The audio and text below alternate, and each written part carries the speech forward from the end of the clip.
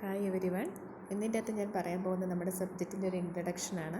ഞാനിപ്പോൾ എടുക്കുന്ന subject object oriented software engineering, അല്ലെങ്കിൽ ഊസ് എന്ന് പറയും. ഇത് നമ്മുടെ സിലബസാണ്. സിലബസിന് 2 പാർട്സാണുള്ളത്. ഒന്ന് സിലബസും കാണാം നിങ്ങൾക്ക്, രണ്ടാമത്തെ പേജ് നിങ്ങൾക്ക് കോഴ്സ് പ്ലാൻ എന്ന് കാണാം.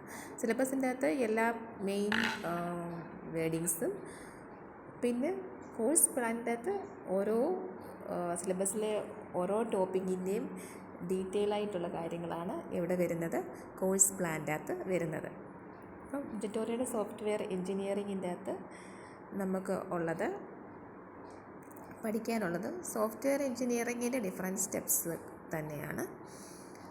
അതിൻ്റെ കുറച്ചുകൂടെ അഡ്വാൻസ്ഡ്. സോഫ്റ്റ്വെയർ എഞ്ചിനീയറിങ് എല്ലാവരും ബിടെക്കിന് പഠിച്ചതാണല്ലോ.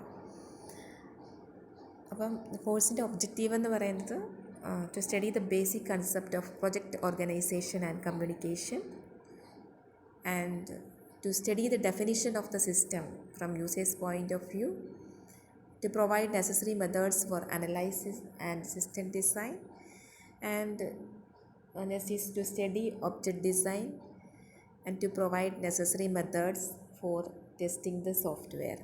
ഇത്രയൊക്കെയാണ് നമ്മളതിനകത്ത് പഠിക്കാൻ പോകുന്നത്. ഒരു പ്രൊജക്റ്റിലെ ഓർഗനൈസേഷനിൽ അവിടുത്തെ കമ്മ്യൂണിക്കേഷൻ എങ്ങനെ ആയിരിക്കും, അല്ലെങ്കിൽ ഒരു സിസ്റ്റത്തിനെ ഒരു യൂസർ പോയിൻ്റ് ഓഫ് വ്യൂവിൽ എങ്ങനെ ഡിഫൈൻ ചെയ്യാം, പിന്നെ different steps of software.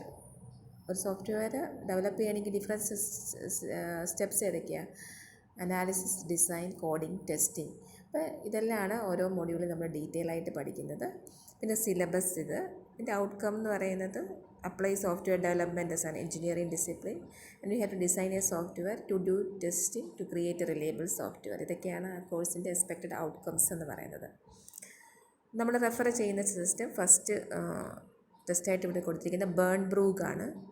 Object oriented software engineering 2nd edition. ഇത് നമുക്ക് ഫ്രീ ഡൗൺലോഡ് കിട്ടും.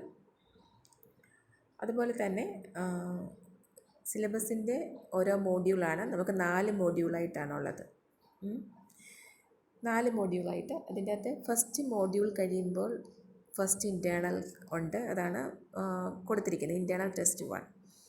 പിന്നെ 2nd, 3rd മോഡ്യൂൾ കഴിയുമ്പോൾ ഇൻറ്റേർണൽ ടെസ്റ്റ് 2 കാണും. അത് കഴിഞ്ഞിട്ട് എൻഡ് സെമസ്റ്റർ എക്സാം. എല്ലാ കോഴ്സിനും എല്ലാ സബ്ജക്റ്റിനും ഇതേ പാറ്റേണാണ്.